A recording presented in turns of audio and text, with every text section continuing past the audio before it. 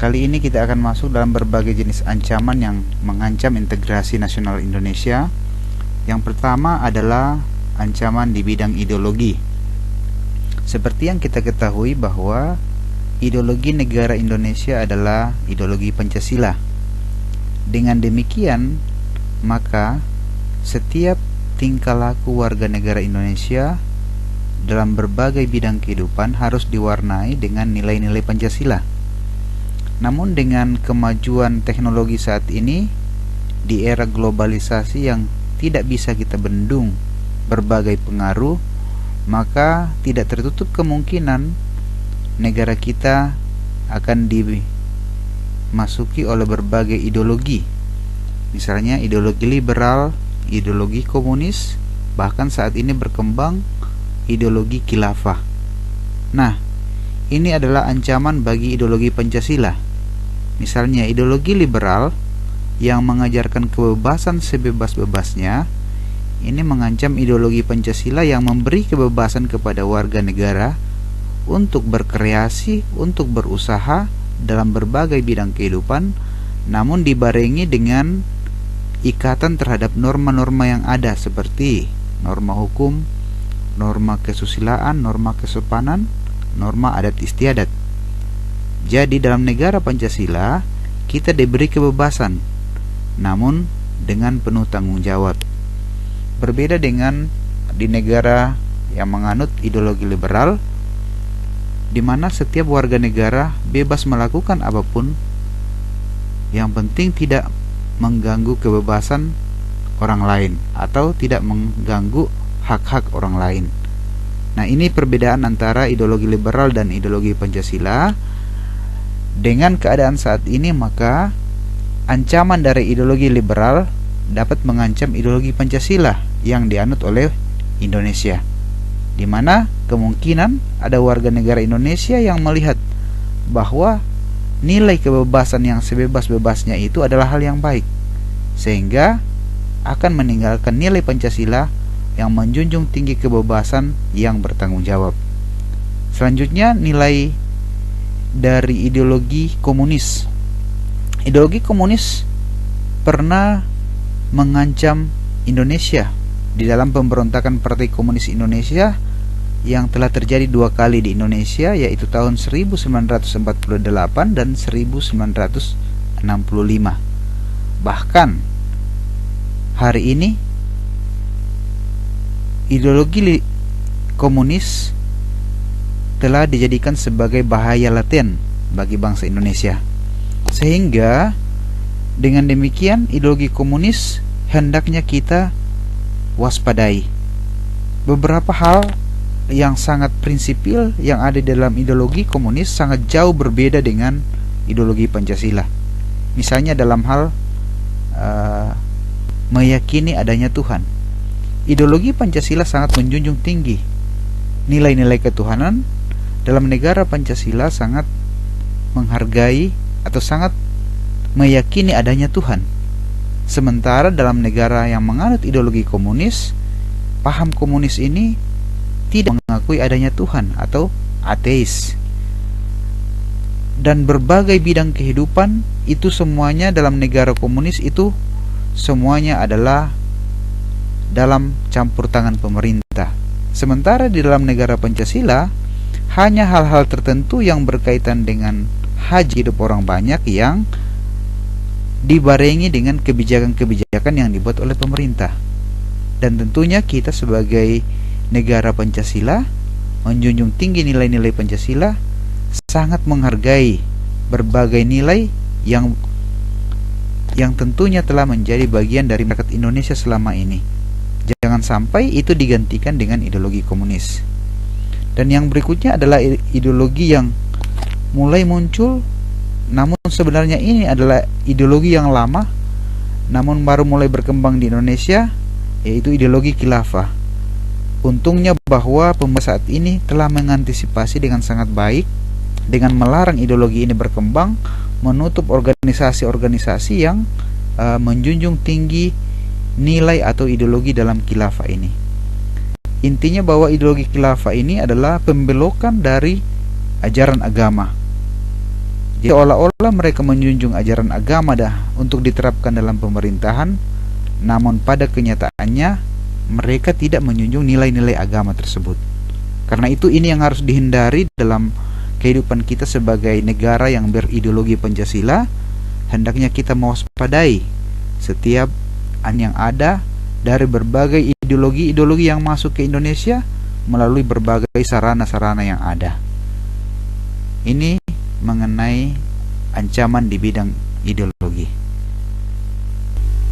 Selanjutnya kita masuk dalam ancaman di bidang politik. Ancaman di bidang politik dapat dibagi atas dua, yaitu ancaman dari dalam dan ancaman dari luar. Kita lihat yang pertama, ancaman dari dalam negeri. Ancaman dari dalam negeri misalnya yang pertama, mobilisasi massa untuk menumbangkan pemerintah yang sah. Ini sering terjadi di mana lawan politik dari pemerintah yang berkuasa sering dengan berbagai cara mereka menghalalkan hal-hal apapun dalam rangka menggulingkan pemerintah. Padahal dalam demokrasi Pancasila, berpolitik adalah hal yang harus dilakukan dengan baik, dengan sopan, tanpa hal-hal yang berbau negatif. Nah, karena itu ini yang harus kita waspadai, ancaman dalam bidang politik. Bila ada orang yang mungkin dalam persaingan politik kalah, dapat saja mereka mengerahkan massa untuk merongrong pemerintahan yang sah. Dan ini yang harus kita hindari sebagai warga negara. Jangan sampai kita menjadi penggerak untuk mengganggu stabilitas politik yang ada dengan mengerahkan massa. Kemudian yang kedua, masih dari dalam negeri, yaitu ancaman dari kelompok separatis. Ancaman dari kelompok separatis ini akhir-akhir ini marak terjadi, seperti gerakan KKB di Papua, kelompok kriminal bersenjata. Mereka ingin mengganggu stabilitas politik Indonesia dengan melakukan intimidasi kepada masyarakat sipil. Bahkan mereka telah berani melawan aparat pemerintah yang ada di Papua. Demikian juga dengan yang ada di Poso, dan pada waktu yang lalu pernah di beberapa daerah seperti di Aceh pernah ada gerakan-gerakan separatis yang berusaha mengganggu jalannya pemerintahan. Nah, ini adalah ancaman dari dalam bidang politik dari dalam negeri. Kita melihat ancaman di bidang politik dari luar negeri. Dari luar negeri, contoh ancaman dalam bidang politik yaitu intimidasi dari negara lain yang menyerang Indonesia. Banyak negara-negara di dunia yang ingin memiliki hubungan dan menguasai Indonesia dengan cara-cara yang tidak baik. Misalnya dengan memberi intimidasi dengan harapan bahwa Indonesia akan mengikuti kemauan mereka. Dan ini adalah ancaman yang harus kita waspadai sebagai bangsa. Jangan sampai kita menjadi budak atau kaki tangan dari negara-negara lain yang ingin menguasai Indonesia. Beberapa waktu yang lalu, contoh misalnya Indonesia diserang di Forum Perserikatan Bangsa-Bangsa telah melakukan pelanggaran hak asasi manusia di Papua oleh negara, misalnya ada negara Vanuatu. Mereka ini mungkin ada keinginan untuk menguasai wilayah Papua yang sangat kaya dengan sumber daya alam, sehingga mereka menginginkan negara ini hancur. Makanya mereka memakai politik dari luar negeri, menyerang Indonesia di dunia internasional dengan harapan bahwa negara ini akan hancur, dan akhirnya mereka bisa menguasai. Namun ini yang harus kita waspadai sebagai warga negara. Jangan sampai keinginan mereka itu terwujud dengan melobi negara-negara di luar Indonesia, negara-negara lain untuk mendukung perjuangan akan gerakan separatis yang ada di Indonesia. Selanjutnya kita akan masuk dalam ancaman di bidang ekonomi. Ancaman di bidang ekonomi dapat juga dibagi dua, yaitu ancaman internal atau dari dalam negeri dan ancaman dari luar negeri. Kita lihat yang pertama, ancaman internal atau ancaman dari dalam negeri. Yang pertama, inflasi yang tinggi. Inflasi adalah menurunnya nilai mata uang, dan ini berakibat pula pada menurunnya daya beli masyarakat. Ini yang harus diwaspadai oleh pemerintah yang ada saat ini dengan melihat tingkat inflasi yang ada dan membuat berbagai kebijakan yang mampu menurunkan inflasi. Jangan sampai nilai rupiah sebagai mata uang kebanggaan kita itu turun, sehingga daya beli masyarakat akan menurun pula, dan efek selanjutnya bahwa akan muncul kemiskinan. Ini yang harus diwaspadai ancaman inflasi dalam bidang ekonomi. Yang kedua, meningkatnya pengangguran. Nah, pengangguran adalah suatu masalah yang sangat besar dalam bidang ekonomi. Negara-negara maju pun sering kewalahan menghadapi meningkatnya pengangguran. Nah, karena itu Indonesia dalam bidang ekonomi harus mencari berbagai upaya agar pengangguran di Indonesia itu tidak meningkat, bahkan kalau bisa ditekan. Apalagi saat ini Indonesia telah memasuki yang namanya bonus demografi, di mana jumlah penduduk usia kerja itu lebih besar daripada usia kerja. Sehingga apabila usia kerja ini tidak bekerja atau pengangguran, maka akan menimbulkan berbagai masalah dalam kehidupan bermasyarakat. Itu masalah yang kedua. Yang ketiga, ancaman yang ketiga yaitu infrastruktur yang belum merata. Memang harus diakui bahwa selama ini pembangunan infrastruktur belum merata di seluruh wilayah Indonesia. Oleh sebab itu, distribusi barang antar wilayah di Indonesia sering terkendala karena infrastruktur seperti bandara, pelabuhan, jalan raya itu belum memadai. Nah, karena itu agar ancaman ini tidak terwujud, agar kehidupan masyarakat Indonesia ini bisa merata, maka harus dibangun infrastruktur yang baik di seluruh wilayah Indonesia. Selanjutnya, ancaman yang keempat yaitu ketimpangan distribusi pendapatan masyarakat. Ketimpangan distribusi pendapatan masyarakat artinya bahwa antara orang yang berpenghasilan rendah dengan orang yang berpenghasilan tinggi itu jarak pendapatannya sangat jauh. Di Indonesia ada orang yang memiliki harta miliaran, triliunan, sementara di Indonesia ada masyarakat Indonesia yang satu hari itu dia bekerja dan hari itu juga habis. Ternyata bahwa pendapatannya sangat rendah, sementara ada orang yang pendapatannya sangat tinggi. Ini yang harus diantisipasi agar tidak terjadi ketimpangan, karena dapat saja masyarakat yang berpenghasilan rendah dapat melakukan gerakan-gerakan untuk mengacaukan kehidupan perekonomian, misalnya dengan melakukan demonstrasi, melakukan sabotase di berbagai industri dan lain sebagainya. Selanjutnya masih dalam bidang ekonomi yang merupakan ancaman internal, yaitu kebijakan ekonomi yang kurang baik. Ini adalah masalah pemerintah, di mana pemerintah harus benar-benar mampu membuat kebijakan yang baik. Jangan sampai memicu keadaan yang malah mengancam keadaan ekonomi Indonesia. Nah, misalnya beberapa waktu lalu dikeluarkan undang-undang Omnibus Law yang banyak mengatur mengenai kegiatan ekonomi. Apabila undang-undang ini salah, maka tentu akan berpengaruh pada ekonomi Indonesia. Namun apabila aturan atau undang-undang ini memiliki pasal-pasal yang baik demi kemajuan ekonomi, maka tentunya akan berdampak positif bagi ekonomi Indonesia.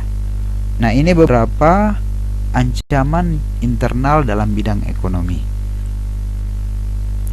Selanjutnya kita masuk dalam ancaman eksternal atau ancaman dari luar negeri dalam bidang ekonomi. Yang pertama, ketergantungan terhadap asing. Ketergantungan terhadap asing atau terhadap negara lain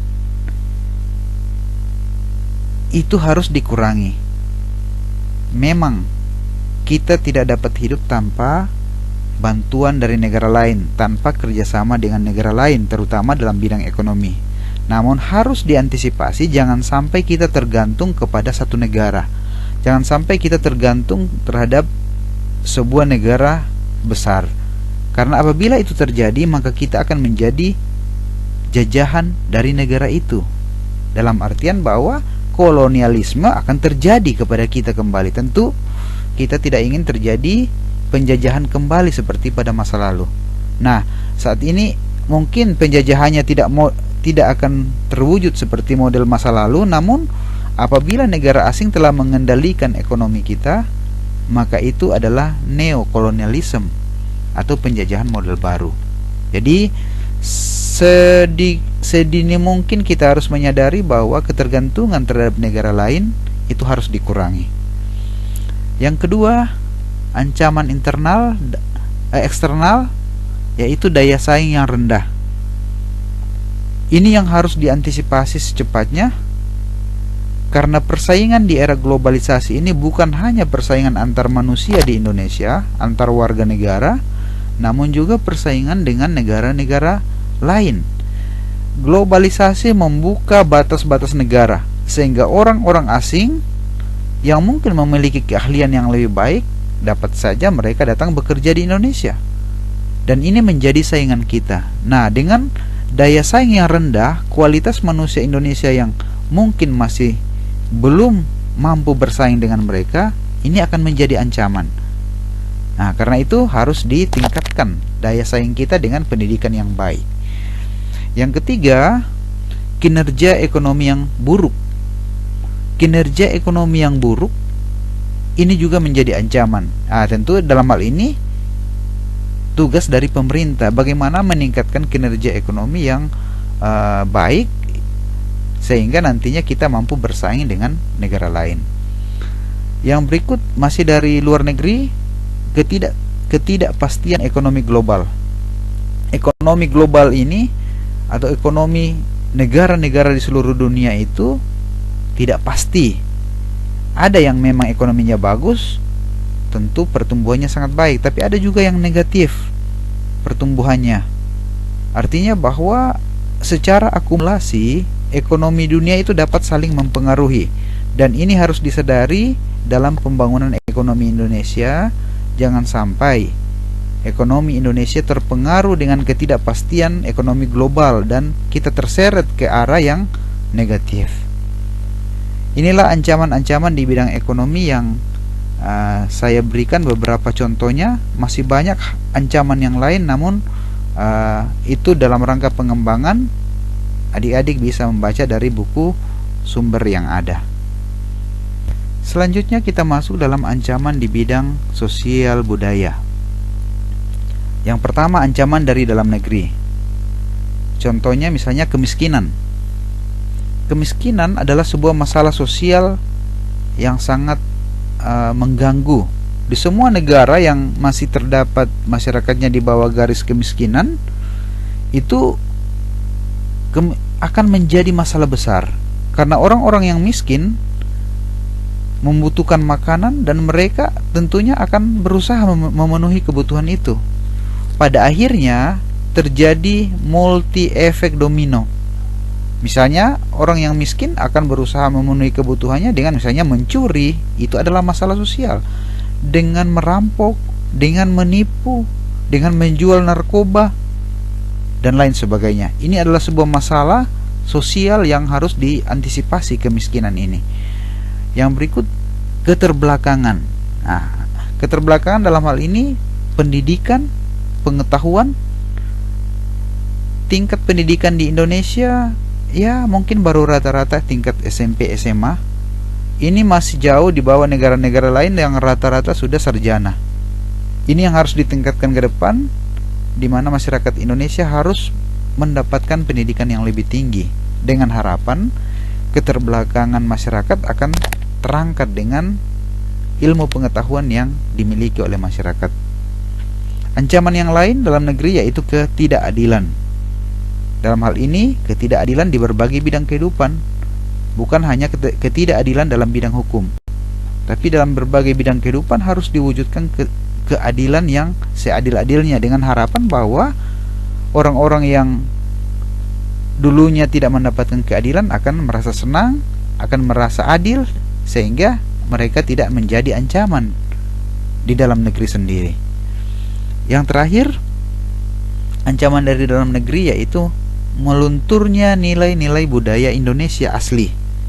Budaya Indonesia sangat beraneka ragam, namun dengan pengaruh dari luar, maka mungkin saja nilai-nilai budaya kita itu akan luntur, akan tergantikan dengan budaya-budaya yang lain. Oleh sebab itu, harus diantisipasi dari dalam negeri, jangan sampai nilai-nilai budaya kita itu hilang. Selanjutnya kita dalam ancaman di bidang sosial budaya dari luar negeri. Dari luar negeri misalnya berkembangnya nilai-nilai budaya asing yang tidak sesuai dengan nilai-nilai budaya Indonesia. Nah ini, budaya luar masuk ke Indonesia. Memang kita tidak bisa bendung. Masalahnya bahwa ada nilai-nilai dari luar itu yang mungkin merupakan akibat dari pengaruh ideologi mereka yang akhirnya mempengaruhi kehidupan budaya di Indonesia. Misalnya, individualisme. Individualisme adalah suatu gaya hidup yang mementingkan diri sendiri, yang hanya memperhatikan diri sendiri tanpa ada kepedulian kepada orang lain. Dan ini bertentangan dengan budaya Indonesia yang gotong royong, kekeluargaan. Ini yang harus diantisipasi. Ini adalah ancaman besar bagi budaya Indonesia. Yang berikut, konsumerisme. Konsumerisme adalah suatu keadaan di mana orang cuma suka memakai tanpa tahu cara memproduksi. Kemajuan marketplace misalnya, itu sebenarnya berpengaruh bagi cara masyarakat Indonesia melakukan konsumsi barang atau jasa. Nah, sehingga ini yang harus diantisipasi, jangan sampai kita menjadi konsumerisme. Tidak masalah kita menjadi konsumen, pemakai, namun kita juga harus tetap kreatif sehingga kita boleh memproduksi barang sendiri. Jangan sampai barang-barang dari luar itu yang kita konsumsi sehingga sebenarnya hasil dari kegiatan ekonomi kita itu dibawa ke luar negeri. Nah, ini yang harus diantisipasi, nilai-nilai ini. Yang terakhir adalah hedonisme. Sikap hedonisme sebenarnya berasal turunan dari sikap konsumerisme tadi. Hedonisme adalah sikap di mana orang taunya ya ada. Sikap hedonisme ini maunya mengkonsumsi apa saja yang dia mau, melakukan apa saja yang dia inginkan, yang menyenangkan dirinya. Dan ini sangat berbahaya karena dalam ideologi kita, ideologi Pancasila, dalam budaya kita, budaya Indonesia, sangat erat dengan kehidupan kerja keras, menghargai perjuangan. Sementara sikap hedonisme itu tidak menghargai semuanya itu. Dan ini yang harus kita waspadai, yang merupakan ancaman yang bersumber dari luar negeri. Selanjutnya, yang terakhir, kita akan melihat ancaman dalam bidang pertahanan dan keamanan. Ini dapat juga dibagi dua, yaitu ancaman dari luar negeri dan dari dalam negeri. Dari luar negeri dulu.